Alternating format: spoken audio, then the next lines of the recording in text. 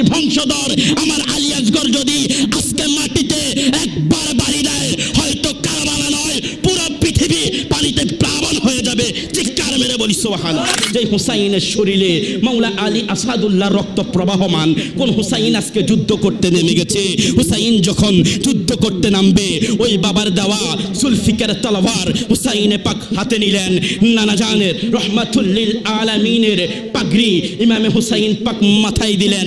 আমির হামজার যুদ্ধের পোশাক ইমামে হুসাইনে পাক গায়ে পরে ধুমধুল ঘোড়া যখন সওয়াল হয়ে কারবালার ময়দানে আজকে নবীর বংশের নামাসা হুসাইনে পাক নেমে গেছে। যখন হুসাইনে পাক কারবালার ময়দানে নেমে গেছে, মনে হচ্ছে 20,000 কুকুরের মধ্যে একজন বাঘ হুসাইন পাক নেমে গেছে। বিসমিল্লাতে হরফ 19টি, পাক পাঞ্জাতনের মধ্যে হরফ 19টি। অবাক হয়ে গেলাম, ডাক দিলাম রব্বুল আলামিন।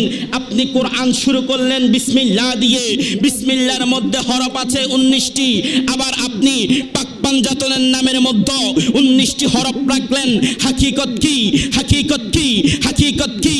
আমার আল্লাহ ডেকে বলছে, ও আমার বান্দা তুমি শুনে রাখো, হাকিকত তুমি বুঝবা না। আমি আল্লাহ পাক পাঞ্জাতন আহলে বায়াতকে এত বেশি ভালোবাসি, ভালোবাসার কারণে আহলে বায়াতের হাকিকত দিয়ে আমি আল্লাহ কোরআন সাজিয়ে দিয়েছি। প্যারে হাজিরিন, সেখানেই ক্ষান্ত নয়। ও দুনিয়ার মানুষ, আমরা জানতে হবে আহলে বায়াত কারা। আহলে বায়াতের মহব্বত আমাদের অন্তরে রাখতে হবে। আজকে যে মজলিসে বসে গেলাম, 10ই মুহররম ইমামে হুসাইন পাককে কারবালার ময়দানে গরুকে কাটার সময় যেভাবে এইভাবে তার 2 ঠোঁট আর জিহ্বা চেপে ধরে, ঠিক ইমামে হুসাইন পাককে যখন কারবালার ময়দানে ইয়াজিদি দূষররা হুসাইন পাককে নির্মমভাবে শহীদ করেছে, ঠিক এইভাবে গলাটা চাপ দিয়ে ধরে ইমাম হুসাইন পাককে তারা কতল করেছে। আমি বলতে চাই, ওই হুসাইন কে? হুসাইন তেরা, হুসাইন মেরা, হুসাইন উনকা, হুসাইন सबका, হুসাইন মেরা জান হে, হুসাইন মেরা পান হে, হুসাইন মেরা ঈমান হে। চিৎকার মেরে বলে ঠিক কিনা? হুসাইন আমাদের জান, ঠিক কিনা? ঠিক কিনা? হুসাইন আমাদের পান। জোরে জোরে হুসাইনের মহব্বত লাগবে কি লাগবে না? আরো জোরে বলেন, লাগবে কি লাগবে না? আমরা ঢুকে যাচ্ছি কারবালার ময়দানে। 7ই মুহররম ইমামে হুসাইন পাকের তাবুতে পানি তারা বন্ধ করে দিল, পানি পাচ্ছে না। 10ই মুহররম চলে আসলো। আলী আসগর যখন 10ই মুহররম আলী আসগরকে ইমাম হুসাইন পাক নিয়ে গেলেন ফুরাতের পারে নিয়ে চাচ্ছে, ভাইরে আমরা তো বড় মানুষ, আমাদের তো বয়স হয়েছে, 3 দিন পানি দাও নাই, আমরা এখনো বেঁচে আছি। 6 মাসের দুধের শিশু আলী আসগর দোষটা করেছে কি? তার তো কোনো দোষ নাই, দুনিয়ার কোনো কিছু বুঝে না, সে এখনো ঠিক করে নিজের কথাও বলতে পারে না। সে যে কথা বলবে ওই শক্তি নাই, চলবে ওই শক্তি নাই, তোমরা তাকে কেন পানি দিচ্ছ না? সেই জন্য ইমাম হুসাইন পাক ফুরাত নদীর পারে গেলেন, পানি চাইলেন।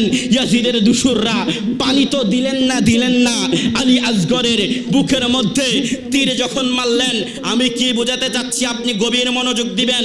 তীর যখন মারলেন, ইমামে হুসাইন পাক আলী আসগরকে নিয়ে চলে আসলেন শহর বানুর কাছে। শহরে বানু বলে, ওগো হুসাইনে পাক, আমার আলী আসগরকে কি পানি পান করিয়েছেন? ইমাম হুসাইনে পাক বলছে, না, তারা আমার আলী আসগরকে পানি পান করতে দেয় নাই। ওগো হুসাইন, কেন পানি পান করতে দেয় নাই? তার দোষ কি? বলে তার দোষ জানা নাই।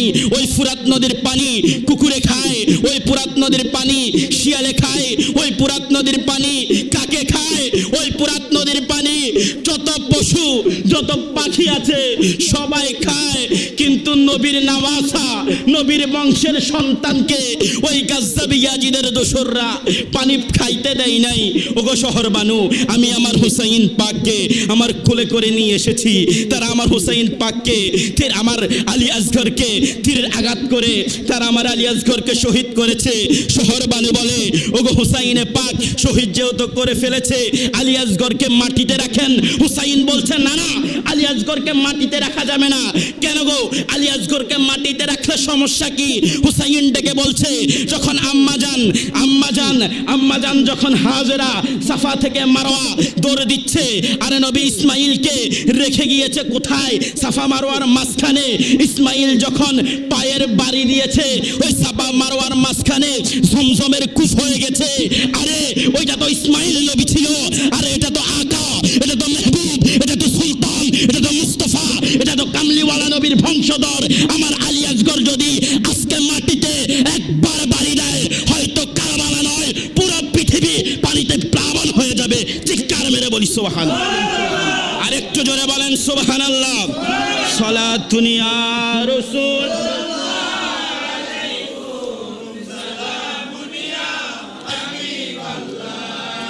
কুম সালাতুন ইয়া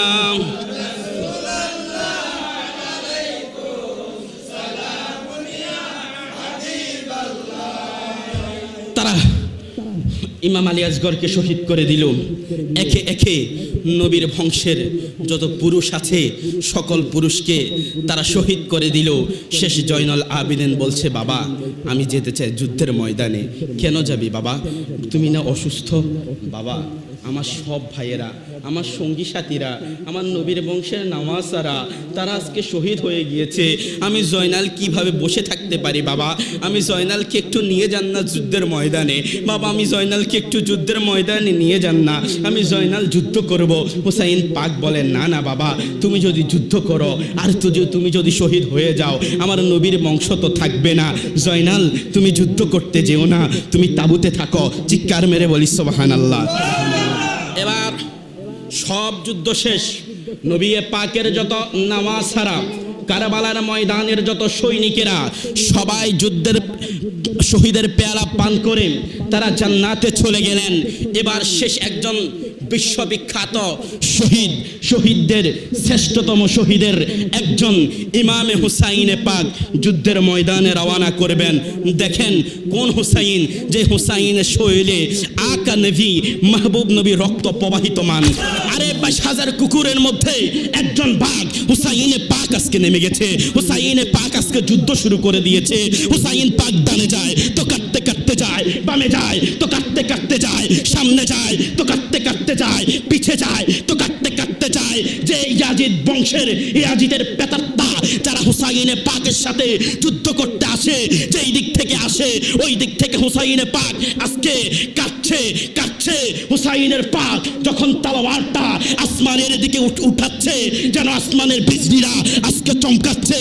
আজকে হুসাইন পাককে মনে হচ্ছে না না, হুসাইন পাক আজকে যুদ্ধের মধ্যে নামে নাই, আজকে যুদ্ধের মধ্যে মাওলা আলী নেমে গেছে, আজকে যুদ্ধের মধ্যে ফারুক আজম নেমে গেছে, আজকে যুদ্ধের মধ্যে ওসমান জিন নুরাইন নেমে গেছে। মনে হচ্ছে আজকে যুদ্ধের মধ্যে স্বয়ং রহমাতুল লিল আলামিন কামলিওয়ালা মায়ার নবী নেমে গেছে। হুসাইনের পাক